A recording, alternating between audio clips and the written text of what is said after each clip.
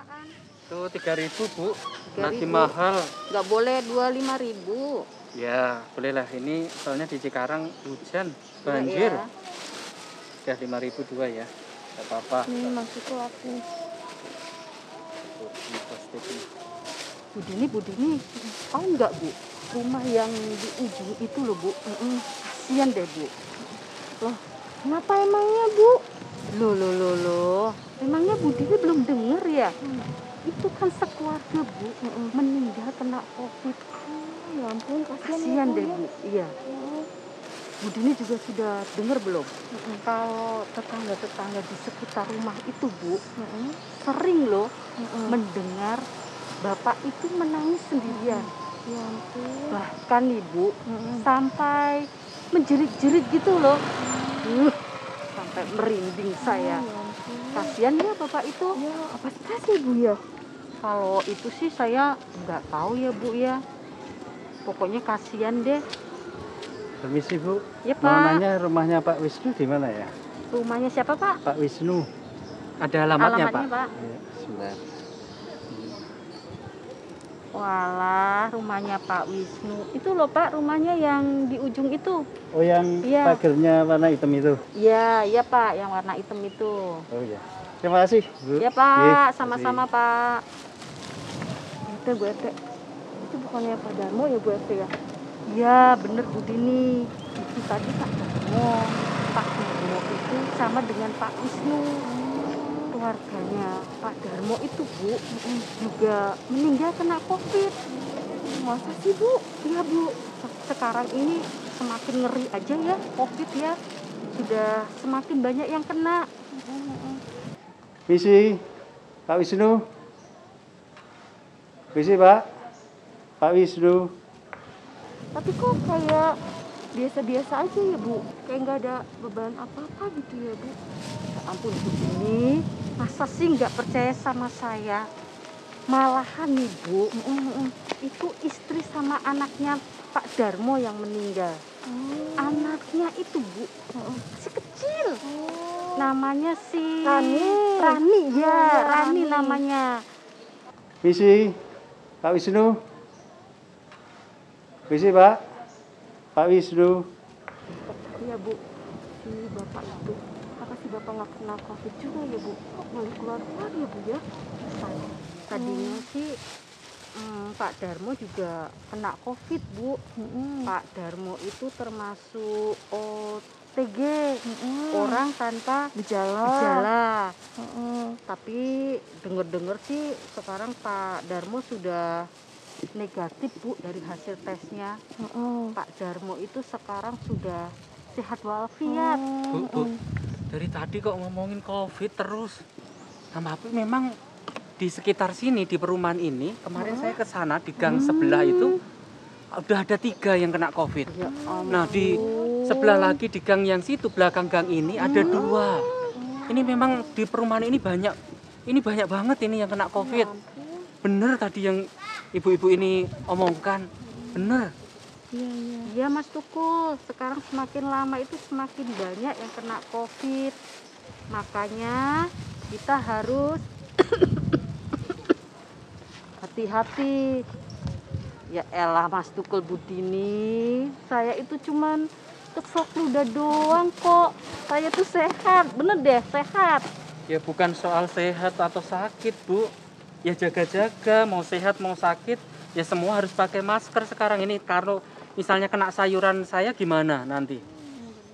Ya iyalah Mas Tukul Budini, meskipun kita itu sehat, kita itu tetap harus pakai masker. Kita juga tetap harus mematuhi protokol kesehatan.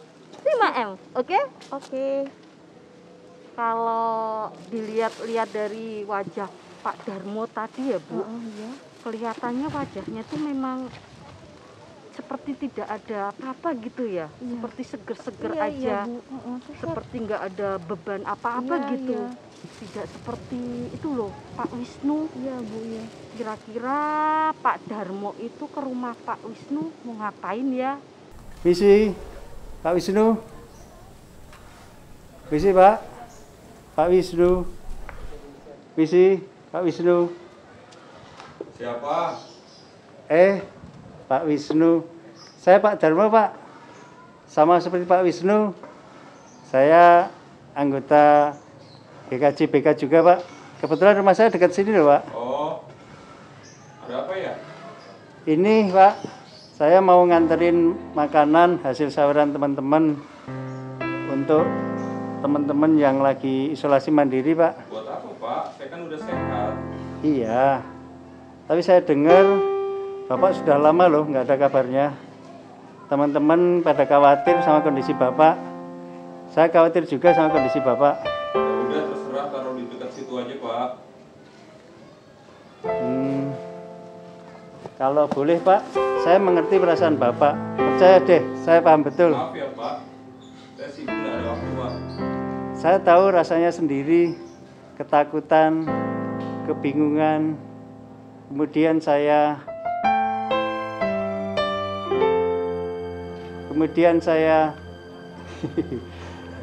saya pun nggak tahu, Pak, siapa yang menggulingkan batu itu.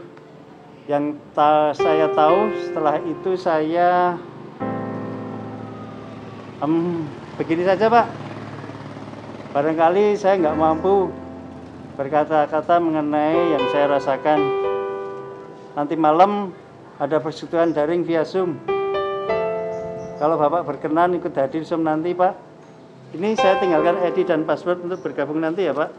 Saya masukkan di tasnya juga.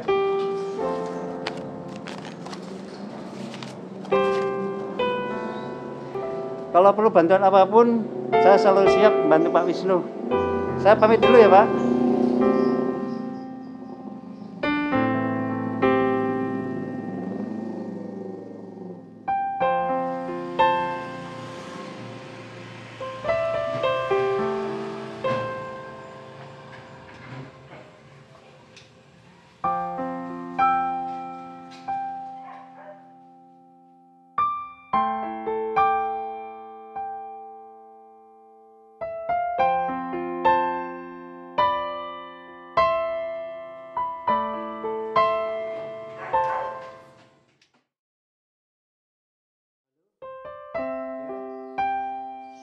Halo, Pak Panatua Anang. Iya, nganu Pak. Mohon maaf mengganggu, Pak. Cuma mau mengatakan, ini tadi saya sudah mengunjungi rumah Pak Wisnu. Oh iya, Pak. Nggak apa-apa, Pak.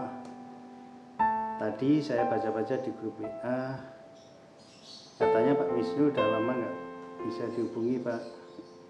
Nah, kebetulan rumah saya deket, jadi nggak ada salahnya saya tadi mampir, Pak. Tadi sih saya sempat ngobrol sebentar sih, Pak. Saya ajak untuk acara nanti malam, Pak. Ya, walaupun belum ada jawaban, tapi saya jadi ingat diri saya waktu itu. Pokoknya percaya deh, Pak. Pak Wisnu pasti ikut nanti malam.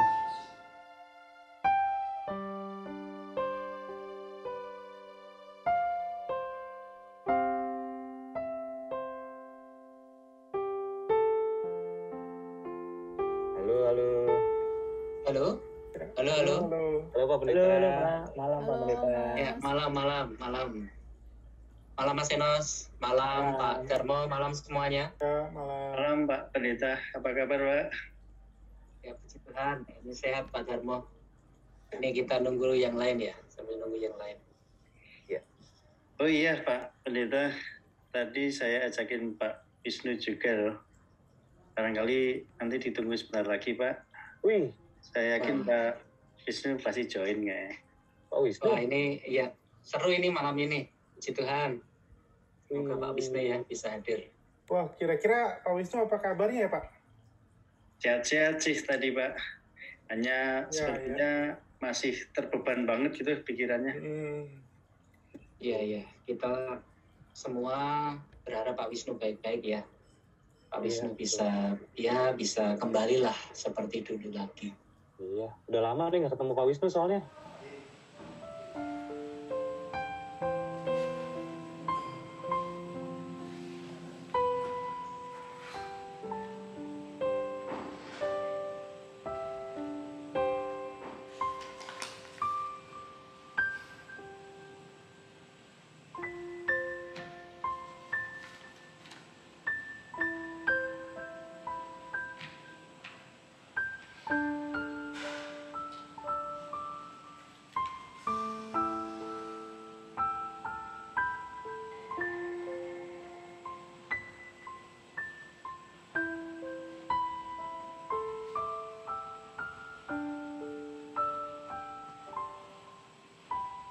saudara-saudara, sepertinya kita akan mulai saja ibadah syukur dan mengenang almarhum Bu Darmo dan Dek Maharani malam ini, sembari menunggu teman-teman yang lain, termasuk Pak Wisnu nanti, mungkin menyusul. Bagaimana? Kita mulai ya? Ya, boleh. Lanjut, Pak. Baik. Mari bersama-sama kita mulai dengan kita datang kepada Tuhan di dalam doa. Mari kita berdoa.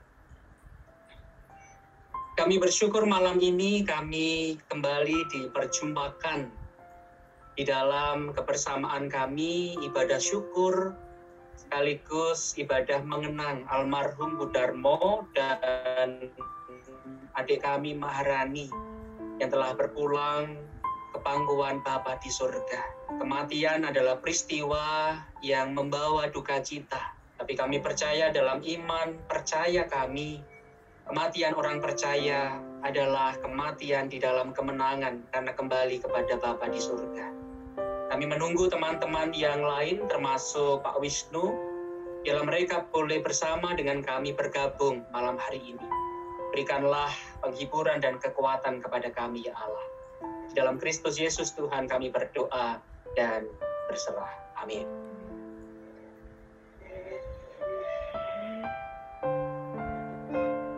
Wih, halo Pak Wisnu.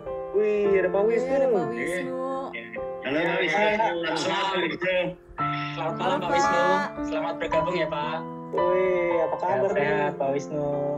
Senang sekali Pak Wisnu bisa bergabung malam ini. Sehat-sehat Pak Wisnu. Iya. Baik. Saudara-saudara, kita akan lanjutkan pelayanan Sabda di malam hari ini didasari dari pembacaan Alkitab Injil Markus pasal 16 ayat 1 sampai dengan 8. Injil Markus pasal 16 ayat 1 sampai dengan 8. Setelah lewat hari Sabat, Maria Magdalena dan Maria ibu Yakobus serta Salome membeli rempah-rempah untuk pergi ke kubur dan meminyaki Yesus. Dan pagi-pagi benar pada hari pertama minggu itu, setelah matahari terbit, pergilah mereka ke kubur. Mereka berkata seorang kepada yang lain, "Siapa yang akan menggulingkan batu itu bagi kita dari pintu kubur?" Tetapi ketika mereka melihat dari dekat, tampaklah batu yang memang sangat besar itu sudah terguling. Lalu mereka masuk ke dalam kubur dan mereka melihat seorang muda yang memakai jubah putih duduk di sebelah kanan. Mereka pun sangat terkejut. Tetapi orang muda itu berkata kepada mereka, "Jangan takut. Kamu mencari Yesus orang Nazaret yang disalibkan itu. Ia telah bangkit. Ia tidak di sini. Lihat, inilah tempat mereka membaringkan dia. Tetapi sekarang pergilah, katakanlah kepada murid-muridnya dan kepada Petrus, ia mendahului kamu ke Galilea. Di sana kamu akan melihat dia, seperti yang sudah dikatakannya kepada kamu." Lalu mereka keluar dan lari meninggalkan kubur itu, sebab gentar dan dahsyat menimpa mereka. Mereka tidak mengatakan apa-apa kepada siapapun juga karena takut. Dengan singkat mereka sampaikan semua pesan itu kepada Petrus dan teman-temannya.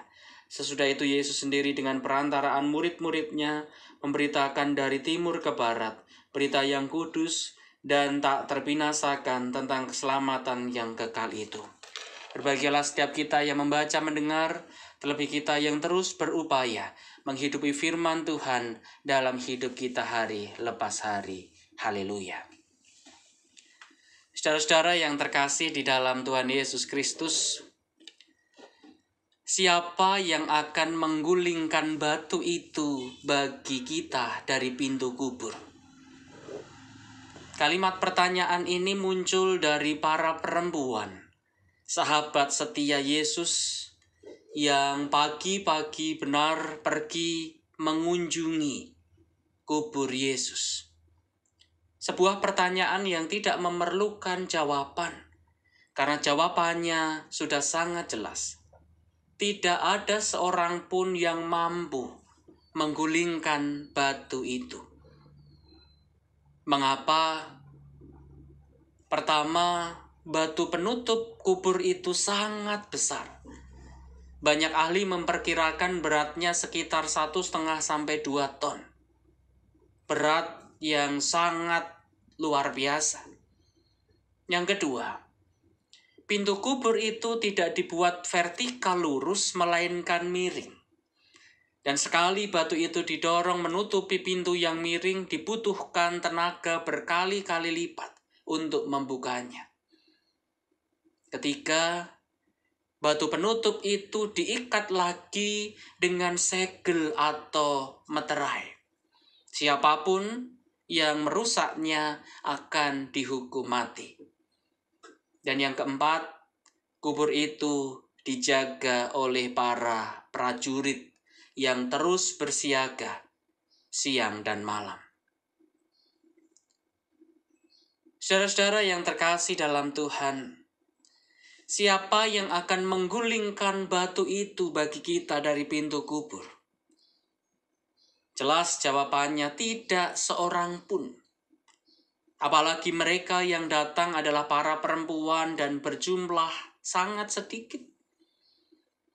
Tidak lebih dari 4 atau 5 orang. Batu penutup itu seolah-olah memisahkan mereka dari Yesus, Guru dan Tuhan mereka. Tragis. Di pagi hari, mereka melakukan hal yang rasanya mustahil. Tidak berguna. Tetapi apa yang terjadi selanjutnya kita perhatikan di ayat 4. Di sana dikatakan, tetapi ketika mereka melihat dari dekat, tampaklah batu yang memang sangat besar itu sudah terguling. Sekali lagi disebutkan, batu yang sangat besar itu sudah terguling. Tidak ada seorang pun yang mampu melakukannya selain Kristus yang bangkit. Dialah yang menggulingkan batu besar yang memisahkan dirinya dengan manusia yang mencintai dan dicintainya. Saudara-saudara, sampai hari ini ada begitu banyak batu-batu penghalang yang seakan hendak memisahkan kita dari kasih dan kuasa Allah. Batu penghalang itu membuat kita ragu akan kasih, akan cinta dan kuasa Allah. Bahkan kita tidak percaya lagi akan cinta dan pemeliharaan Allah. Batu-batu penghalang itu bisa berbentuk kegagalan-kegagalan, baik dalam pekerjaan, dalam hidup berkeluarga, dalam pergumulan-pergumulan, dalam cita-cita kita, rencana dan rancangan hidup kita. Ataupun batu-batu penghalang itu datang melalui sakit penyakit. Bahkan batu-batu penghalang itu datang melalui kematian orang-orang yang berarti dalam hidup kita. Peristiwa-peristiwa itu bisa membuat kita terbelenggu rasa sedih, rasa duka yang mendalam. Kita merasa sendirian, kesepian, ketakutan, penuh amarah, dendam, frustrasi, depresi, dan yang lainnya. Dan peristiwa itu seakan memisahkan kita dari kasih dan kuasa Allah, bagaikan batu-batu penghalang. Peristiwa kebangkitan adalah bukti bahwa Allah di dalam Kristus Yesus sanggup menggulingkan batu penutup kubur itu. Dia adalah Allah yang sama, yang juga akan melakukannya saat ini. Ia mengundang kita semua, saya dan saudara-saudara, untuk belajar dari kesetiaan para perempuan yang tetap berinisiatif pergi ke kubur Yesus pagi-pagi benar. Meski mereka tidak yakin bisa menggulingkan batu penutup itu. Tapi mereka tetap berjalan. Mereka menyiapkan segala sesuatunya sebaik mungkin. Dan mereka berjalan di pagi-pagi itu. Mari mengakui kelemahan dan keterbatasan kita. Kita bisa terpuruk, kita bisa jatuh. Kita bisa merasakan duka yang mendalam. Kita merasa sendirian, kita merasa kesepian, kita penuh dengan amarah. Tetapi kita juga diingatkan, mari kita mempercayai kasih dan kuasa Allah. Kita memang terbatas, kita lemah, kita ringkih dan rapuh. tetapi kita memiliki Allah yang memiliki kasih dan kuasa yang tidak terbatas. Mari bangkit dari keterpurukan bersama Kristus yang sudah bangkit dari kematian. Tuhan Yesus memberkati. Amin. Terima kasih Bapak Ibu telah menghadiri ibadah penghiburan malam hari ini. Sebelum kita akan mengakhiri ibadah malam hari ini, kita akan bersesi foto dahulu. Silakan bersiap dan kita akan bersenyum ya. Saya hitung 1 sampai 3. Oke. 1, 2. Ya. Terima kasih Bapak Ibu atas kehadirannya. Terima kasih. Tetap semangat. Pak Darmo, Pak yang Wisnu. ya. Terima kasih. Tuhan berkati Pak. Sampai ketemu lain waktu. Ketemu semuanya ya. Semuanya. Terima kasih.